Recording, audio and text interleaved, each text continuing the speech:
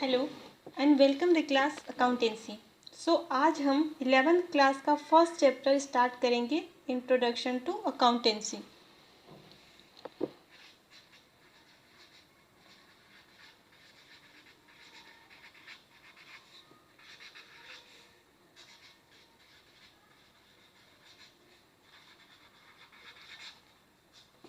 Introduction to accountancy 11th class commerce का base है। अगर यहाँ पर सारे कॉन्सेप्ट क्लियर हो जाते हैं आगे कोई भी आप इन फ्यूचर में करते हैं, कोई भी कोर्स करते हैं, सपोज कीजिए सीए है, एमबीए है या कोई भी प्रोफेशनल डिग्री है, तो आपको कोई प्रॉब्लम नहीं होगी। स्टार्ट करते रहे इंट्रोडक्शन टू अकाउंटेंसी। बात करते हैं अकाउंटेंसी होता क्या है। देखिए, जब हम इंग्लिश पढ़ना स्टार्ट किया, जब हमने तो क्या स्टार्ट किया था? अल्फ़ाबेट। अकाउंटेंसी भी एक लैंग्वेज है और ये लैंग्वेज एक फर्म के बारे में बताता है कि एक फर्म को कोई पर्टिकुलर पर्सन बिजनेस कर रहा है, उसके फर्म की क्या पोजीशन है, वो कितना प्रॉफिट अर्न कर रहा है, उसके कितने असेट्स हैं और उसकी कितनी लायबिलिटीज़ है। असेट्स क्या होता है, लायबिलिटीज़ क्या होती है, यही सब अकाउंटेंसी में पढ़ना स्टार्ट करेंगे। अकाउंटिंग में ये एक आर्ट होती है और एक साइंस होती है। अगर हम इंट्रोडक्शन टू अकाउंटिंग में पढ़ेंगे तो उसमें होगा कि science is accountancy is a science और आर्ट, मतलब अकाउंटेंसी साइंस भी है और आर्ट भी है। अब हम देखते हैं कि आर्ट कैसे है और साइंस कैसे है। आर्ट मीन्स इसमें डिफरेंट टेक्निक यूज़ करते हैं फाइंड आउट करने के लिए डिफरेंट कॉन्सेप्ट को। किसी फर्म का क्या पोजीशन है, कितना प्रॉफिट अर्न कर रहा है, क्या लॉस हो रहा है, ये फाइंड आउट करने के लिए डिफरेंट टेक्निक का यूज़ करते हैं। जबकि अकाउंट को हम साइंस भी कह सकते हैं, क्योंकि साइंस में कुछ प्रिंसिपल्स होते हैं जो रिपीटेटिव एक्सपेरिमेंट पर बेस्ड होते हैं। उसी तरह अकाउंटेंसी के भी कुछ प्रिंसिपल होते हैं जिनको हम फॉलो करते हैं। ऑलराइट, अकाउंटिंग एक साइंस भी है और एक आर्ट भी है। साइंस और आर्ट में हम क्या करते हैं, यहाँ पर हम एक फर्म के अंदर क्या क्या हो रहा है, कितने फाइनेंशियल ट्रांजैक्शन होते हैं। फाइनेंशियल ट्रांजैक्शन में वही ट्रांजैक्शन हम इंक्लूड करेंगे जिनको कि हम मॉनेटरी टर्म में मेजर कर सकते हैं, क्योंकि अकाउंट में हम उसी टर्म को लेते हैं जिसको कि हम मॉनेटरी टर्म में मेजर कर सकते हैं। मॉनेटरी टर्म में मेजर कर सकते हैं मीन्स अकाउंटिंग में हम देखते हैं कि एक फर्म से रिलेटेड कितनी ट्रांजैक्शन है जिसको हम मॉनेटरी टर्म में मेजर कर सकते हैं। देन उनको हम रिकॉर्ड किया जाता है, डिफरेंट अकाउंट बनाया जाता है। देन उसके बाद डिफरेंट अकाउंट को समराइज किया जाता है। ऑलराइट, आज हम उसी के बारे में स्टडी करेंगे। हम स्टार्ट करते हैं कैरेक्टरिस्टिक ऑफ अकाउंटिंग। अब देखते हैं कि अकाउंट की क्या कैरेक्टरिस्टिक होते हैं।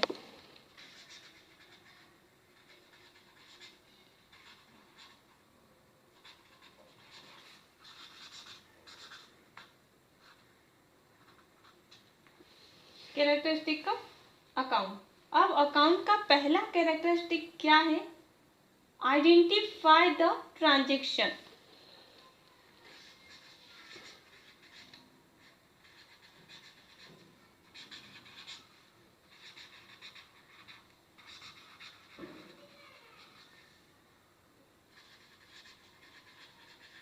ऑलराइट,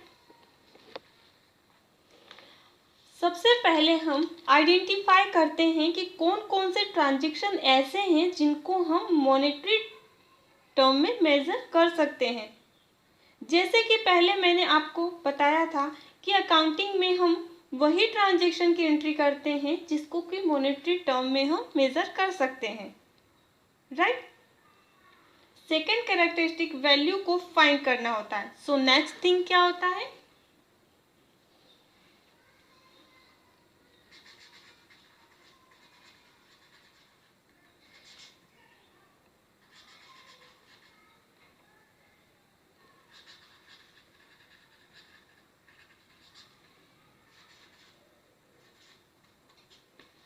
सेकेंड थिंग क्या होती है? मेजरिंग। यहाँ पर हम मेजर करते हैं कि जो ट्रांजेक्शन मॉनेटरी टर्म में होगा उसकी वर्थ क्या होगी। राइट। सो एग्जांपल देते हैं, अगर हमारे पास एक मशीन है, राइट, हमने ये फाइंड आउट तो कर लिया कि हम उसी जो हमारी ट्रांजेक्शन मॉनेटरी टर्म की ट्रांजेक्शन होगी उसी को हम एंट्री करेंगे। पहले हमने फाइंड आउट कर लिया, अब हमें फाइंड आउट करना है कि जो भी मशीन हमने मार्केट से लिया है उसकी वैल्यू कितनी होगी। यदि एक मशीन की वैल्यू 20 लाख है तो 10 मशीन की वैल्यू 2 करोड़ होगी। तो यहाँ पर हम वही करते हैं, मीन्स मेज़र करते हैं। उसके बाद हम नेक्स्ट क्या है वो करेंगे। Then next thing, record.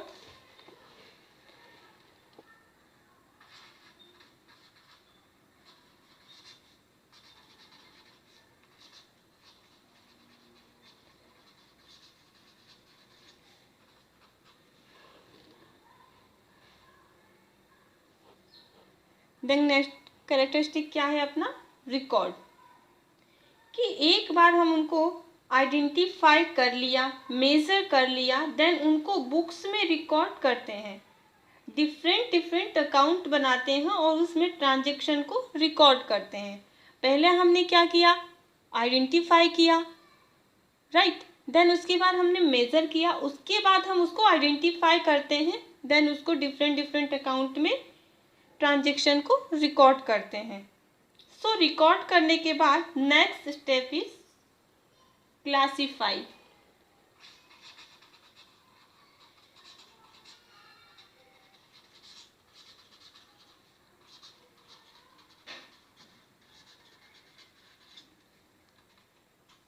Next step क्या है हमारा? क्लासीफाई। इस रिकॉर्ड में हम क्या करते हैं कि जो भी ट्रांजेक्शन होते हैं उसको रिकॉर्ड करते हैं, बट क्लासीफाई में हम सेम नेचर के जो ट्रांजेक्शन है, जो कि सेम नेचर के हैं, उस ट्रांजेक्शन को हम एक साथ लिखते हैं। फॉर एग्जाम्पल, जैसे कि परचेज से रिलेटेड ट्रांजेक्शन है उसको हम एक साथ लिखेंगे, सेल्स से रिलेटेड जो ट्रांजेक्शन है उसको हम एक साथ लिखेंगे, राइट। जो सेल्स से रिलेटेड ट्रांजेक्शन है उसको हम एक साथ लिखेंगे, परचेज से रिलेटेड ट्रांजेक्शन है उसको हम एक साथ लिखेंगे।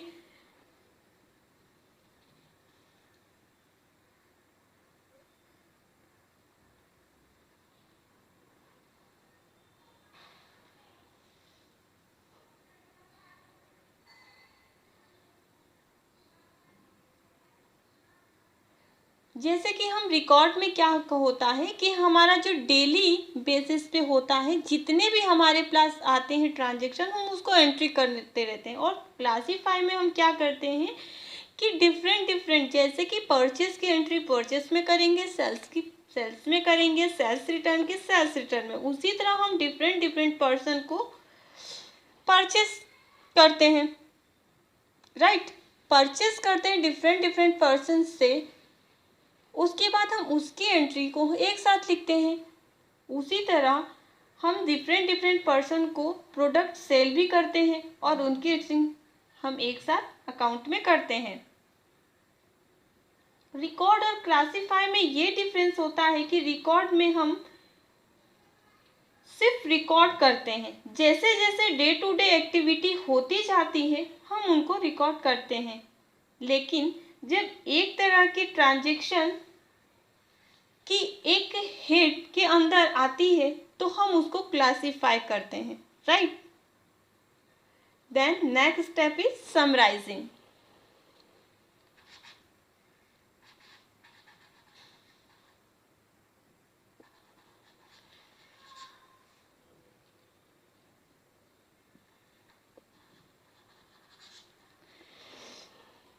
नेक्स्ट स्टेप क्या है? समराइजिंग। सो समराइजिंग में हमारे पास डिफरेंट हेड अब आ गई है, क्योंकि अभी हमने क्लासीफाई में डिफरेंट अकाउंट की ट्रांजेक्शन की, तो अब हमारे पास डिफरेंट अकाउंट की टोटल वैल्यू आ गई है कि ये हमने परचेस की है और ये हमने सेल्स की है। अब हम परचेस और सेल्स को मैच करते हैं, राइट? मैच करते हैं, फिर हमें पता पड़ता है कि हमारी जो भी बिजनेस है उसका कितना प्रॉफिट हुआ है।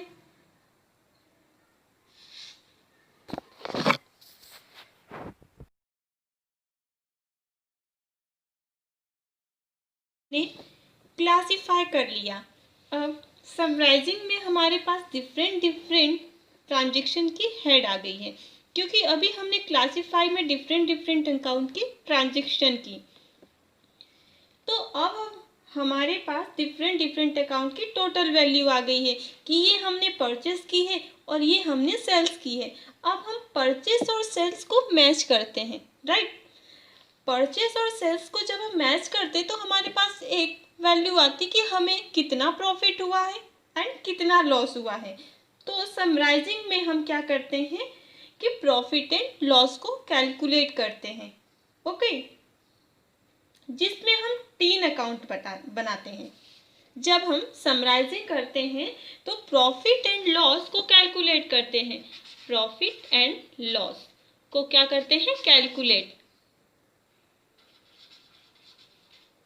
कैलकुलेट करते हैं। तो उसमें हमको क्या करना रहता है? 3 अकाउंट बनाते हैं, जिसमें क्या होता है?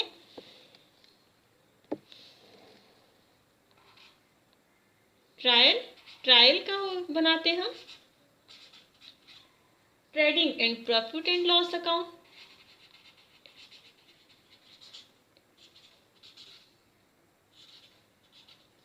And balance sheet.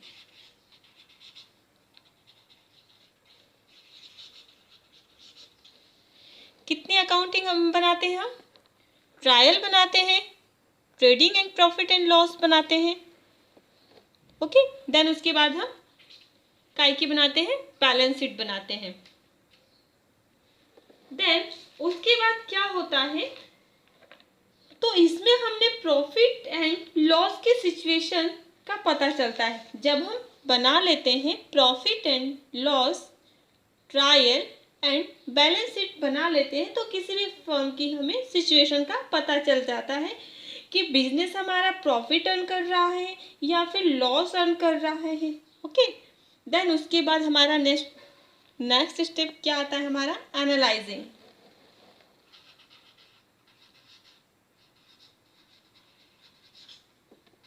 Okay, next step क्या है हमारा? एनालाइजिंग। प्रॉफिट एंड लॉस के बाद हम एनालाइज करते हैं कि यदि हमने 20,000 का प्रॉफिट अर्न किया है बिजनेस में या फिर 5,000 का लॉस हुआ है, तो हम एनालाइज करना शुरू करते हैं कि प्रॉफिट कैसे हुआ है एंड लॉस हमारा कैसे हुआ है। आगे हम क्या करें कि प्रॉफिट हमारा इंक्रीज हो सके एंड लॉस क्या हो कि मिनिमम हो सके या फिर कम से कम हो। तो ये हम एनालाइज करते हैं और उसको इंटरप्रिटेट करते हैं कि इन फ्यूचर हम ये कौन कौन सी चीज़ है जो हम करने वाले हैं, और फाइनली ये सब हो जाता है। देन हम उसको कम्युनिकेट करते हैं, मतलब कि हम कम्युनिकेट करते हैं कि इतनी हमारी वैल्यू, प्रॉफिट इतना हुआ है, लॉस हुआ है, उसके बाद हम उसको कम्युनिकेट करते हैं।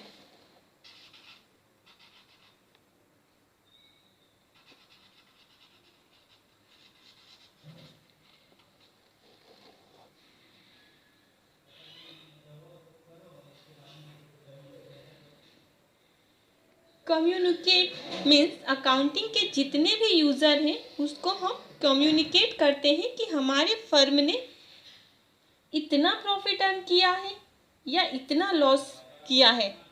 जो भी हमारे अकाउंटिंग के यूज़र हैं वो क्रेडिटर्स हो सकते हैं, ऑनर हो सकते हैं, सप्लायर्स हो सकते हैं, एम्प्लॉयर्स हो सकते हैं, ऑलराइट? यही जो होता है हमारा कैरेक्टरिस्टिक होता है अकाउंटिंग का, वही हम प्रोसेस में भी यूज़ करते हैं। मीन्स कैरेक्टरिस्टिक भी अकाउंटिंग की यही होती है एंड प्रोसेस अकाउंटिंग की यही होती है, क्योंकि आगे हम अकाउंटिंग के प्रोसेस में यही फॉलो करते हैं। सो नेक्स्ट स्टेप का स्टडी जो हम करते हैं वो है ब्रांचेस ऑफ अकाउंटिंग। देन क्या है,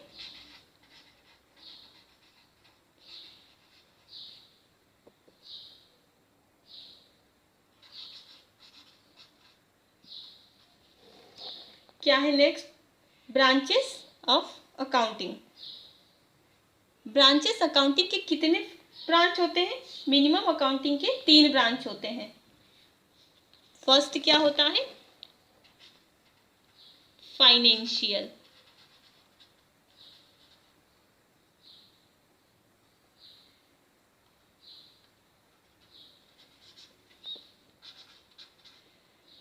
फर्स्ट होता है फाइनेंशियल अकाउंट।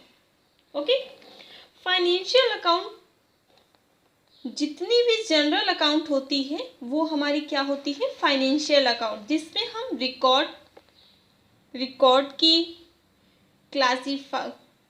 जितने भी हमारे रिकॉर्ड होते हैं, ओके, उसको हम क्या करते हैं, क्लासीफाई करते हैं, समराइज करते हैं, इंटरप्रिटेट करते हैं, एनालाइज करते हैं और कम्युनिकेट करते हैं।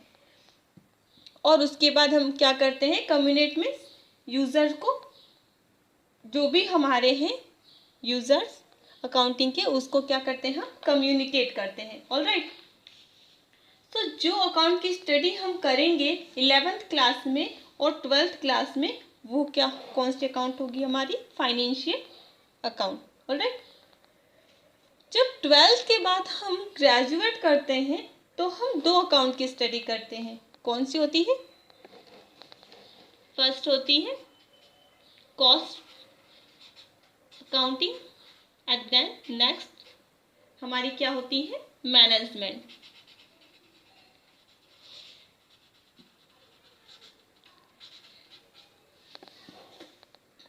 पहली हमारी होती है कॉस्ट अकाउंटिंग एंड दूसरी हमारी होती है मैनेजमेंट अकाउंटिंग।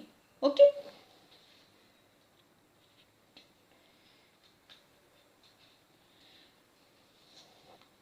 कॉस्ट अकाउंटिंग हमारी वो अकाउंटिंग होती है जो कि क्या होती है, मोर ऑफ फैक्ट्री अकाउंट होती है। मतलब ये फैक्ट्री में ही ज़्यादा यूज़ होती है। इसमें हम लेबर, मशीनरी एक्सेट्रा जो भी चीज़ें फैक्ट्री के यूज में होती है उसको कितना कॉस्ट है, उसका कितना प्रॉफिट है, कितना लॉस है, कॉस्ट को कैसे कम करना है, ये सब की स्टडी हम कॉस्ट अकाउंटिंग में करते हैं। ऑलराइट, जबकि मैनेजमेंट अकाउंट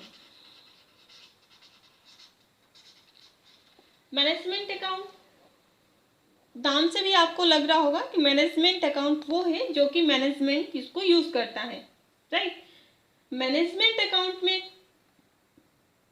हम ऑफिस या हमारी जितनी मैनेजमेंट की मतलब रिलेटेड टेक्निक है वो मैनेजमेंट ही इसको यूज करती है। Okay,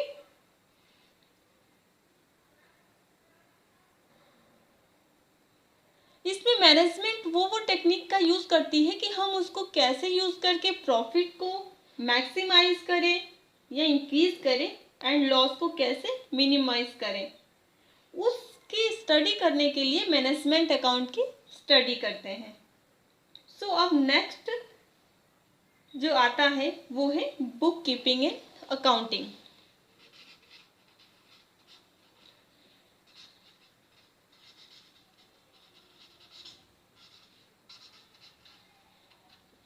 book keeping and accounting. So हमने पहले क्या स्टडी किया था, जब हमने पहले स्टार्टिंग में इंट्रोडक्शन ऑफ अकाउंटिंग की स्टडी की थी तो हमने क्या अकाउंट स्टडी किया था कि कैरेक्टरिस्टिक क्या है अकाउंटिंग के, क्या क्या थे और उसको कैसे हमने बताया था आपको कि प्रोसेस भी वही होती है एंड कैरेक्टरिस्टिक भी अकाउंटिंग की वही होती। तो जो फर्स्ट हमने स्टडी किया था आइडेंटिफाई,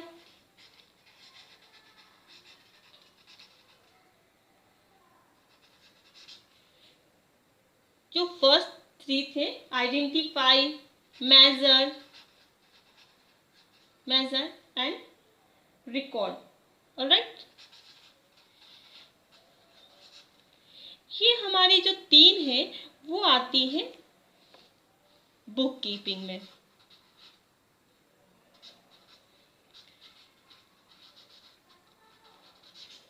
ऑलराइट, इसमें क्या होता है, जो फर्स्ट, सेकंड एंड थर्ड जो होता है, आइडेंटिफाई, मेजर और रिकॉर्ड, वो हो ट्रांजेक्शन जो होती है वो बुक कीपिंग में रिकॉर्ड करते हैं। ये क्या होता है, बहुत स्मॉल इस प्रोसेस होता है। इसको हम अकाउंटेंसी का पार्ट भी कह सकते हैं। इसको कौन करता है, जो जूनियर्स रहते हैं, वो भी कोई भी पर्सन इसको कर सकता है एंट्रीज की। इसके लिए बहुत ज़्यादा आपको एजुकेशन की ज़रूरत नहीं पड़ती है, क्योंकि इसमें सिर्फ एंट्री आपको करनी रहती है, आइडेंटिफाई करना रहता है, मेजर करना है एंड रिकॉर्ड करना है। इसको कोई भी पर्सन कर सकता है। जबकि अकाउंटेंसी में क्या होता है, क्या आता है आपको अकाउंटेंसी में, क्लासीफाई आता है। ओके, क्लासीफाई के बाद हम क्या करते हैं, क्लासीफाई के बाद हम समराइज करते हैं। देन उसके बाद समराइज करने के बाद हम उसको क्या करते हैं, किसी भी ट्रांजेक्शन को एनालाइज करते हैं।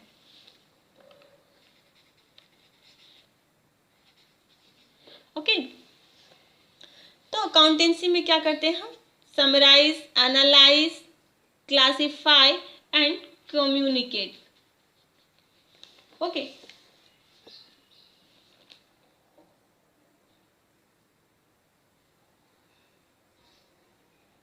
जो बुक कीपिंग में होता है वो क्या होता है, नॉर्मल वर्क होता है। जबकि मेन काम जो होता है उसको अकाउंटिंग में हम करते हैं। अकाउंटिंग में क्लासीफाई करना रहता है, समराइज करना रहता है एंड उसको क्या करना रहता है, हमको कम्युनिकेट करना रहता है। ओके, इसको मतलब स्मॉल जो होता है, जो कि स्मॉल प्रोसेस होता है बुक कीपिंग अकाउंटेंसी का, जबकि ये बहुत ब्रॉड लेवल पे होता है। जहाँ पर बुक कीपिंग खत्म होती है, अकाउंटिंग वहीं पर स्टार्ट होती है। ओके, बुक कीपिंग जो होती है वो अकाउंटेंसी का स्मॉल पार्ट होता है। बुक कीपिंग कोई भी कर सकता है, पर अकाउंटिंग को करने के लिए स्पेशल स्किल्स की आपको जरूरत पड़ती है, क्योंकि यहाँ पे डिफरेंट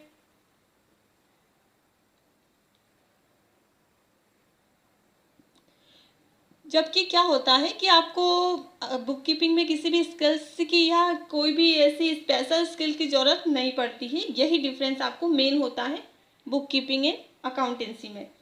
अकाउंट बहुत ब्रॉड लेवल पर होता है, इसको करने के लिए स्पेशल स्किल्स की आपको ज़रूरत होती है। जो नेक्स्ट हमारा चैप्टर सेकेंड क्लास 11 का, वो हम नेक्स्ट क्लास में डिस्कस करेंगे। ओके, यदि तो आपको वीडियो अच्छी लगे तो इसको प्लीज़ लाइक करें, शेयर करें एंड सब्सक्राइब करें। Okay, thank you.